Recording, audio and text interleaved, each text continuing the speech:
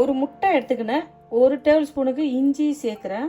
இந்த chilli sauce 1 tablespoon. Fish sauce 2 tablespoon. 2 tablespoon அளவுக்கு.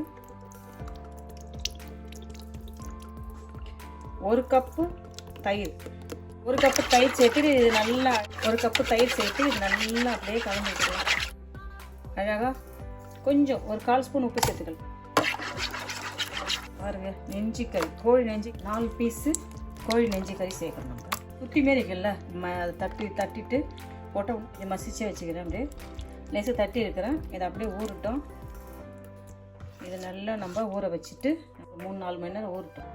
Garlic powder சேர்த்துக்கிறேன். 1/4 cup இந்த தூள். மைதா மாவு 1 கப்பு சேர்த்துக்கிறேன். நான் மிளகாய் தூள் 1 ஸ்பூன் சேர்த்துக்கிறேன். உப்பு சேர்த்துக்கிறேன். இதில் போட்டு இந்த கோழியை எடுத்து மசாலாவில் போட்டு நம்ம பேத்திட்டு இப்போ எண்ணெயில் வறுக்க போகிறோம். நம்ம 4 பீஸ் போட்டுருந்தோம். மசாலாவில் நல்லா ஊற வச்சோம். ஊறினத்தை எடுத்து நம்ம இது போல் மாவில் எண்ணெயில் போட்டு இதை பொரிச்சு எடுத்துக்கலாம். நேரமாக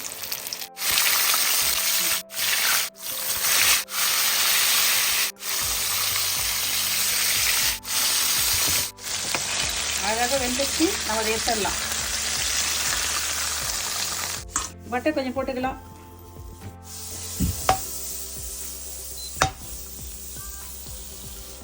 நம்ம பிரெட்டை 2ஆக கட் பண்ணி உள்ள லைட்டாக அப்படியே சூடு பண்ணி எடுத்துக்கலாம். பட்டரில் லைட்டாக பட்டரில் வெந்துச்சுன்னு போதும்.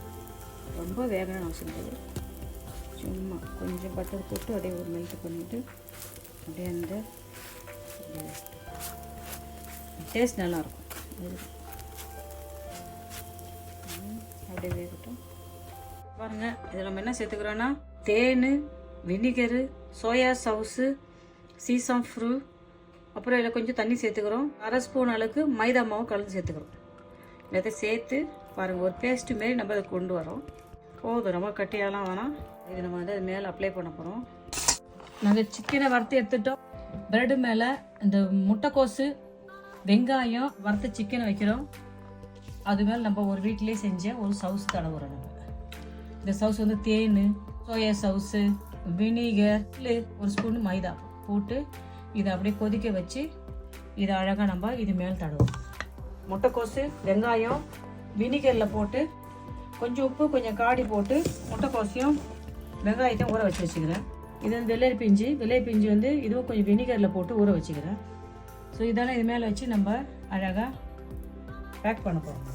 அதெல்லாம் போட்டுட்டு இன்றைக்கி இந்த சிக்கனை இன்றைக்கி ஃப்ரை பண்ணிவிட்டு அது மேலே வச்சு அதை நம்ம பேக் பண்ணோம்.